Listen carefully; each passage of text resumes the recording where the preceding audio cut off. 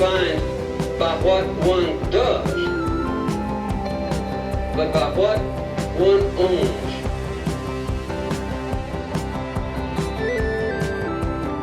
But we've discovered that owning things and consuming things does not satisfy our longing for meaning. We are at a turning point in our history. There are two paths to choose. One is the path I've warned about tonight. The path that leads to fragmentation and self-interest.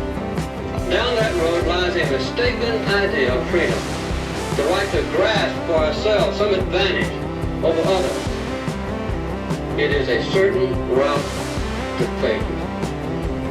All the traditions of our past, all the lessons of our heritage, all the promises of our future point to another path. We can take the first steps down that path as we begin to solve our energy problem. I can see the train in the station. I can feel its presence in my mind, in my gut, and on my lips. For I am now whispering the word train. It's one of those above ground stations, the kind where you can see the train as it arrives. I see it arrive as the morning sun spills through the windows like water, only to come out even more beautiful on the other side, just for me. It's 7:15. I overslept. I have to be there by 7:30, and it's a 15-minute train ride. My feet flutter into motion as the train screeches to a halt. My soul flutters into motion. Maybe I overslept too much, for I'm still full of last night's dreams. They dance around my mind, penetrating my feet like knives. They stop short, my feet, not my dreams, which still wander through the windows of the train as the sun does. And now each word is the red brick that is tied to a rope that is tied around my ankle, the only thing that binds me to the turning world below. The train moves, my feet stand stationary, because this particular morning, I decided not to run for a train that I know already I can never catch.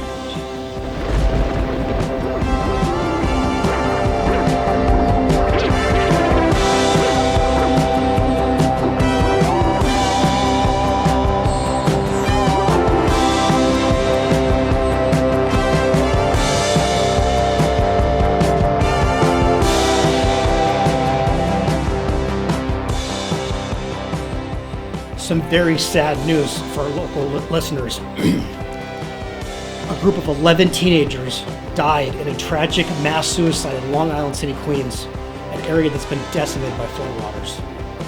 In other weather-related news, it's been announced that the coastline cities of Long Island will be evacuated due to the rising waters. Some parts of Brooklyn are expected to be under 4 feet of water by 2 p.m. tomorrow. The current weather is 98 degrees and cloudy.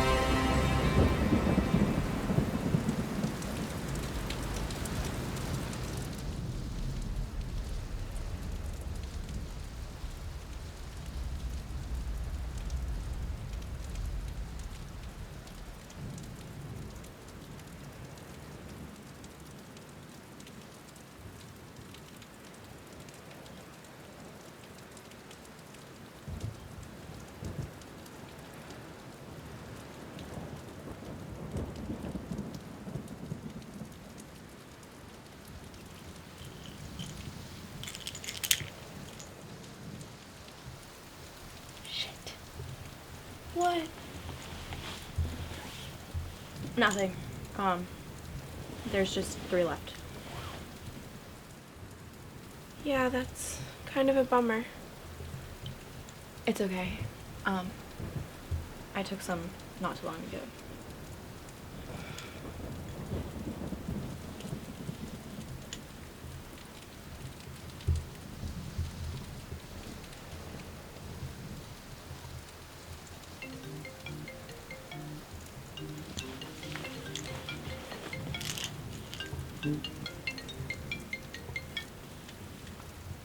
Hi, Harry? You're outside? But I don't understand. Okay. What's going on? I don't know. 1 second.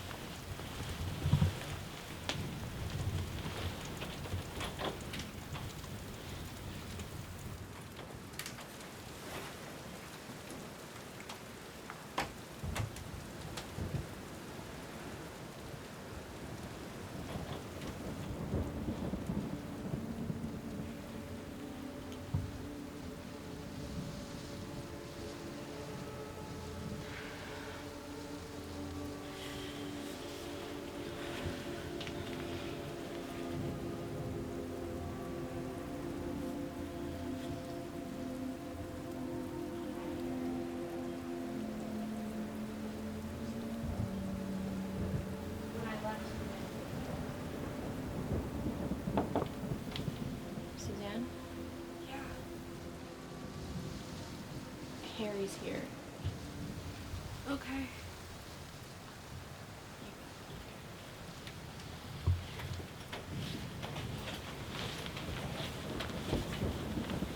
Hi, Suzanne. Hi. Harry came to say goodbye? Yeah, well, my neighborhood in Queens is flooding in. I'm going to this party where people kill themselves, and hoping to maybe slit my wrist. I don't know.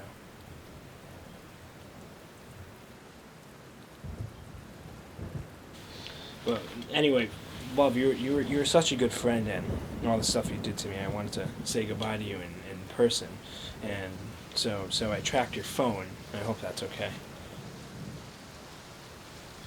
Yeah, I forgot I gave you that access. Well, but... I didn't remember it either.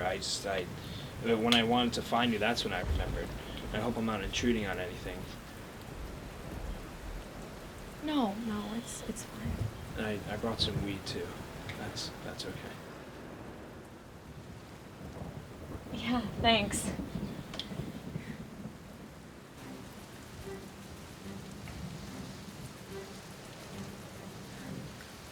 Why are you doing this, Harry? Well, I don't know. I've just always been hearing about these things, ever since Florida. It's always appealed to me. And it's always been a struggle, just, everything. And if I could sort of make my death a statement, it's always appealed to me. So you would have done it anyway?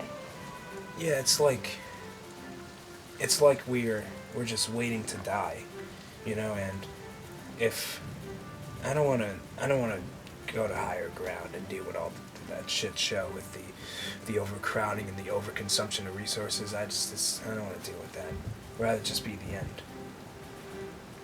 Yeah.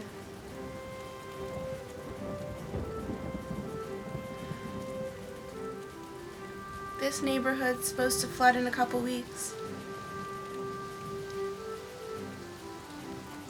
I met the guy who's running that party. What's he like? He's interesting. He has Asperger's. He writes these poems. He writes poems? Yeah, they're beautiful.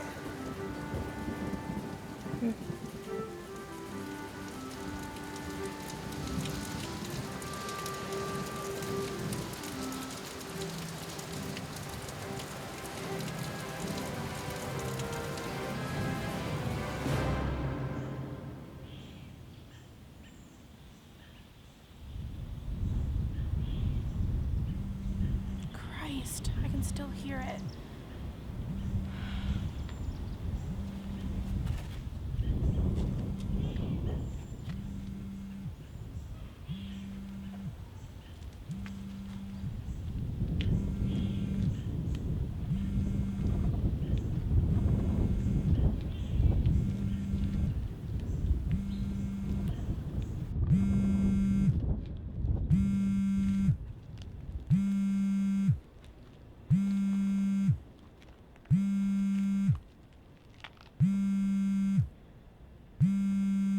I would just throw it.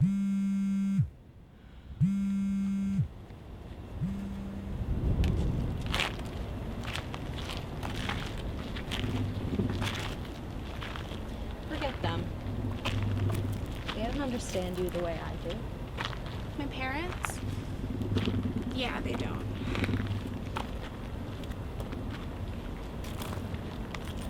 What are your parents doing? Beats the fuck out of me. Yeah. Besides, they don't understand me the way you do either.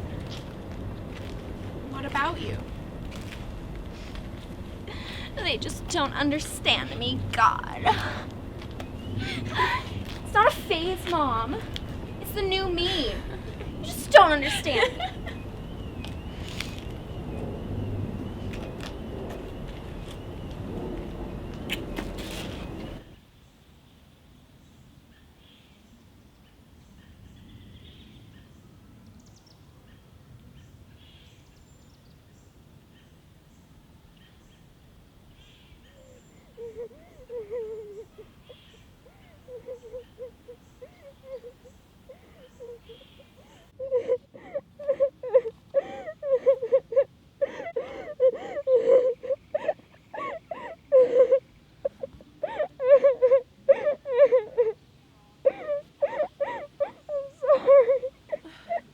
No, don't apologize.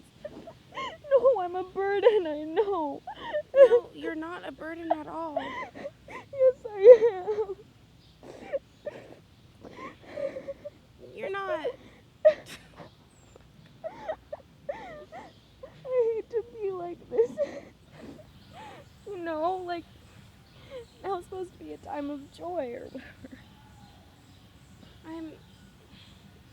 I'm going to tell you a joke, okay? Yeah, okay. There was this band, and it was an all-animal band. So there was this horse who was the singer, and they were gender non-binary. There was a bat on bass, and a dog on guitar, and a squirrel on drums. So one day, they were doing a gig, and afterwards, this chicken shows up at their dressing room. And the chicken is like, man, you guys were so great. I wonder.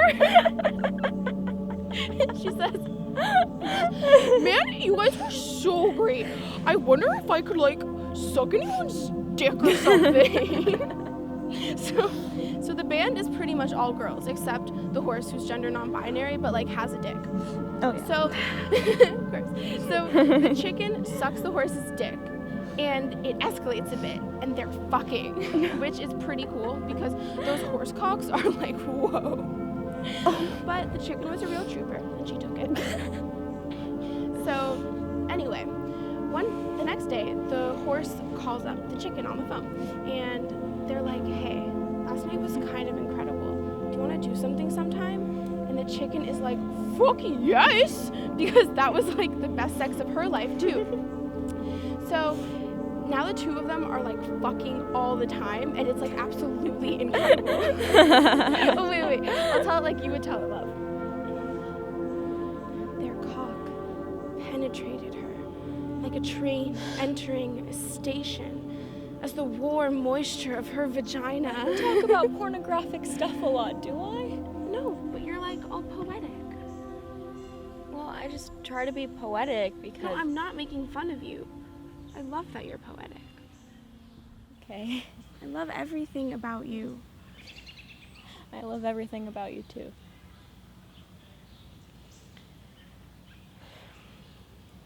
I'm really sorry. I'm not more supportive and comforting when you feel bad. I do try to be. It's fine. You're totally supportive. Sometimes I just, like, can't be comforted. Okay. I just feel like I'm not being, like, this stable thing that you need to hold on to. Hey, that was poetic. Anyway, don't worry about it. Really.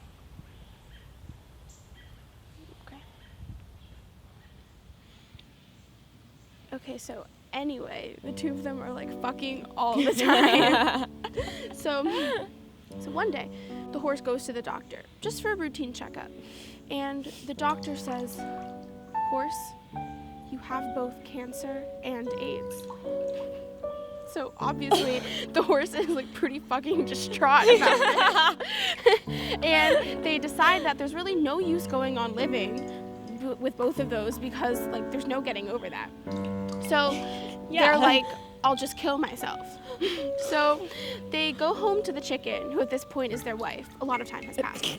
So they go home to their wife, and they open the door, and she's fucking the squirrel. The squirrel's like eating out her pussy. Oh my god. And the horse is like, what the fuck? And the chicken is like, I thought you wouldn't be home for another hour. And the horse goes absolutely nuts. They start breaking everything. And they're like, oh my god, what the fuck, you fucking bitch, I hate you. I have cancer and AIDS, and now I can't even die knowing I have a little woman who loves me.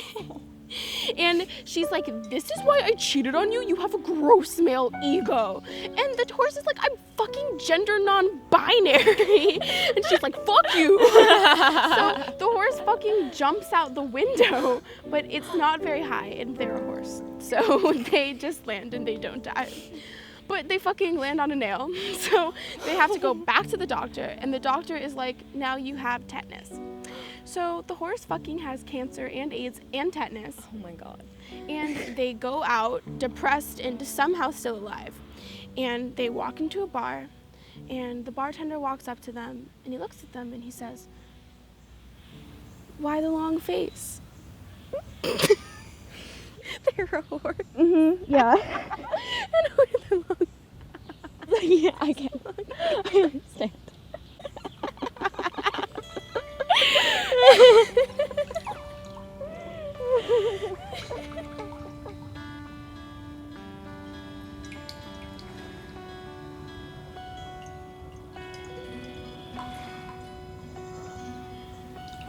I have a new poem. Shoot. It rhymes. Wonderful.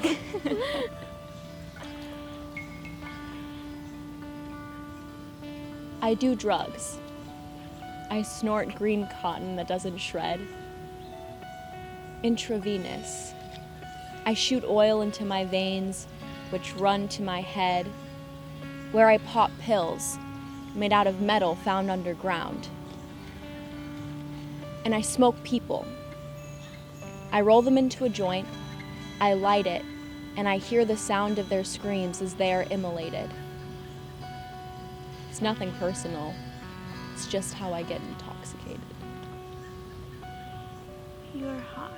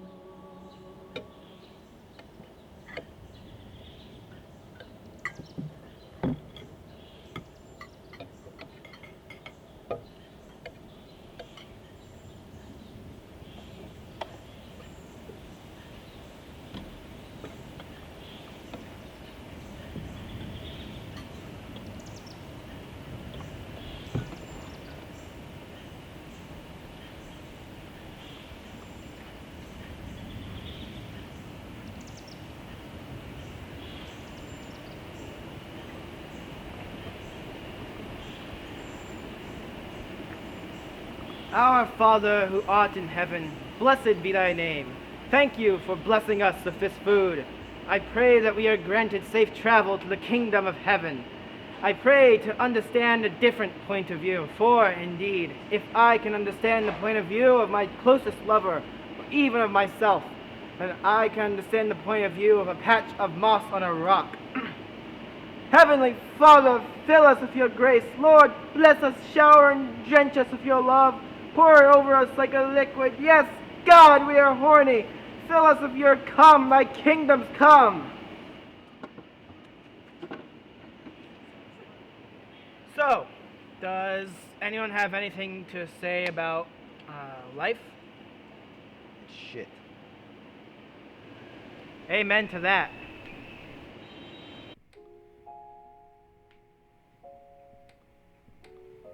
I gotta admit, I thought there'd be more to that conversation. But you know what? After all this time, I think, what more is there to say about people?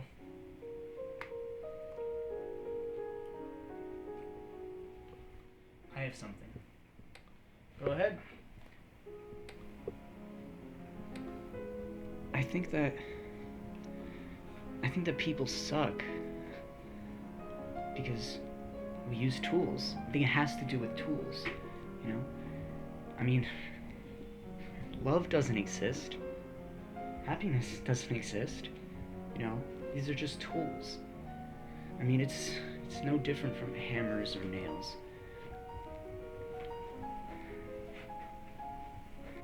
You know, people have used tools for both good and bad.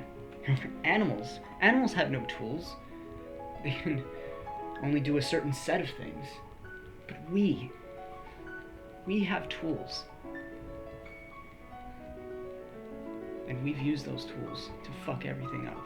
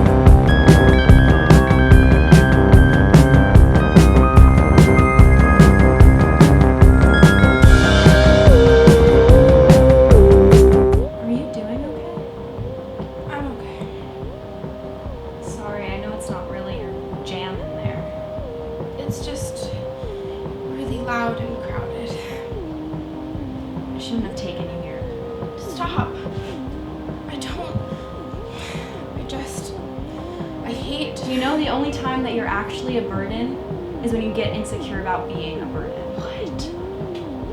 Like, how do you think it makes me feel? When you say that you feel you're a burden to me when I know that that isn't true. But I am. I am tough to be around. I want you to be able to go to parties and places with crowds and stuff, but I am a total fucking buzz. Stop it! Now I feel like a burden to you. Like you can't be happy being yourself around me or something.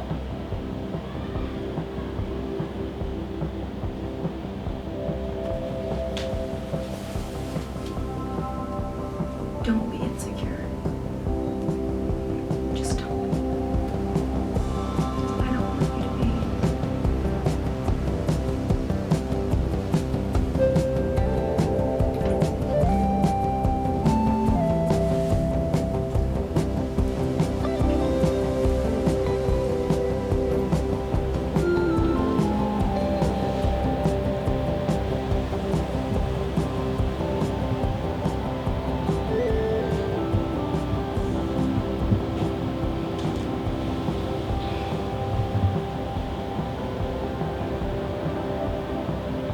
none of this matters. Our problems, this party, anything. We're gonna die in like 2 hours. We might as well just love each other unconditionally for this last little bit of time. I mean, all that bickering and fighting shows is that we haven't really come to terms with the reason we're here. And I think at this point we really should.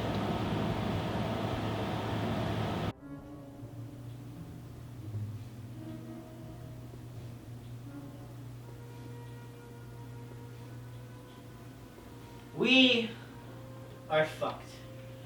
Our generation was forced to decide between blind fucking hope that justice and love would prevail and logic.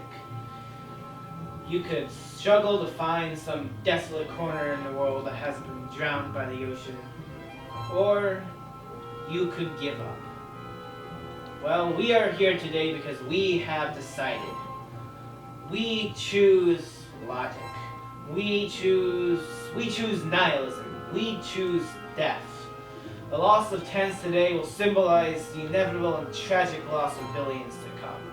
We give up!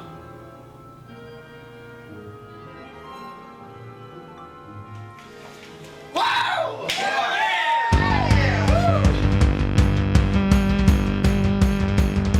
We're too afraid to just save ourselves here. It meant something needed to change. It meant we need to make our lives harder. And no one was willing to do that. No one important enough anyway was willing to do that. And that's,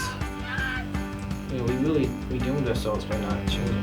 This is all wrong. I shouldn't be up here. I should be back in school on the other side of the ocean. Yet, you all come to us young people for hope. How dare you? You have stolen my dreams, my childhood with your empty words. And yet, I'm one of the lucky ones. People are suffering. People are dying. Entire ecosystems are collapsing. We are in the beginning of a mass extinction, and all you can talk about is money and fairy tales of eternal economic growth. How dare you!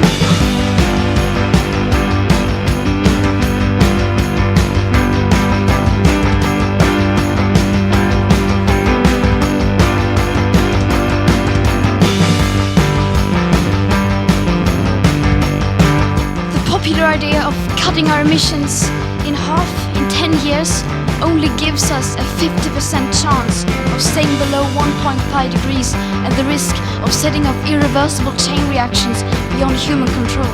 But those numbers do not include tipping points, most feedback loops, additional warming hidden by toxic air pollution, or the aspects of equity and climate justice. They also rely on my generation sucking hundreds of billions of tons of your CO2 out of the air with technologies that barely exist. We are moving, but at the same time we're so afraid of change that we're held back. We never move forward or move backwards. We're in this standstill stasis. We're just so afraid of change. It's new, it's unknown. We can't bear till our lives change. That's what we must do. Change is inevitable. Yet we can't deal with that. We're in half. That's really what ruins our species. You gotta fuck me. I'll fuck you. Free. I don't! Fuck off! There will not be any solutions or plans presented in line with these figures here today, because these numbers are too uncomfortable, and you are still not mature enough to tell it like it is. We will not let you get away with this. Right here, right now, is where we draw the line. The world is waking up. and change is coming, whether you like it or not. All the traditions of our past, all the lessons of our heritage, all the promises of our future point to another path. The path of common purpose and the restoration of American values.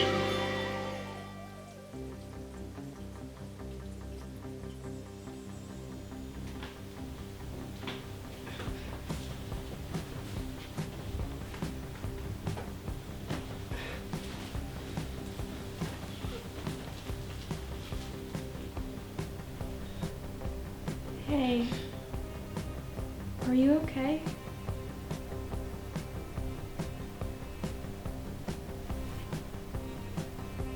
I'm okay. You sure? Yeah. It's fine. Okay.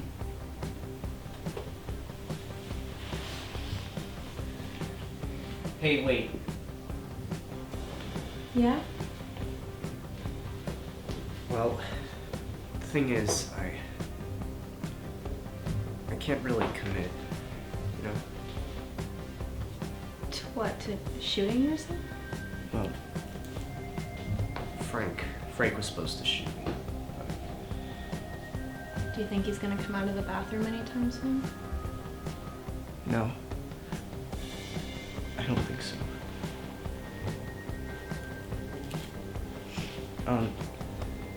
Do you think you could?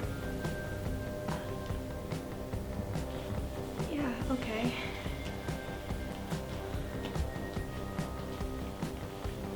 Is there anything else you'd like me to do for you?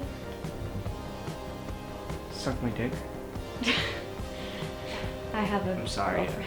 I know, I should have asked. Just do this.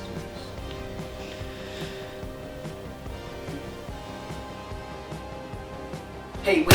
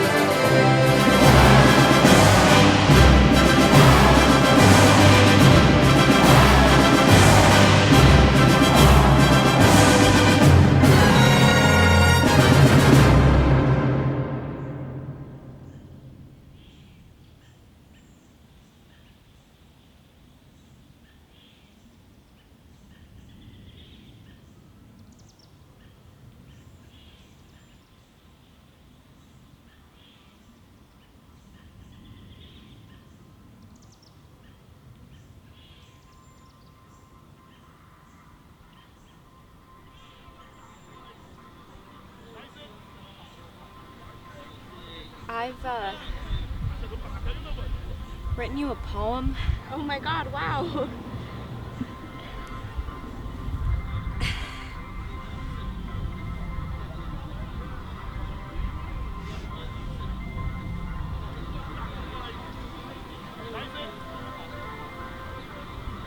Although I'd like to fill your heart with words, to mention the roses and the violets that are void against an objective sky, whose crimsons and purples and oranges and silver linings nullify the reds and the blues. Although this is a poem, I feel the need to be blunt, because even the most direct of language is indirect. Love is the only thing that gives life meaning. Love is what you feel about a project. Love is what you feel about an idea. Love is dedicating your entire being to something. Suffering and toiling and troubling and forgetting something. And when those little art critics, with earnest hearts, tell me that you can't love somebody if you don't love yourself, I know that loving somebody is not loving yourself. Because love is a distraction. If you loved yourself, you would be alone. Alone with death. Religion, materialism, consumerism, capitalism, they're all just cheap knockoffs of you. They make sex as meaningless as sneakers with light-up heels. But with you, I know sex would be art. A physical, human, innate presence between our legs that has been lovingly manipulated into becoming a manifestation of you. So sometimes I don't love myself. I don't play like sunshine, but I'd like to. So I try to write something that can express the ways in which my fingers can be brushes that make art when they touch you.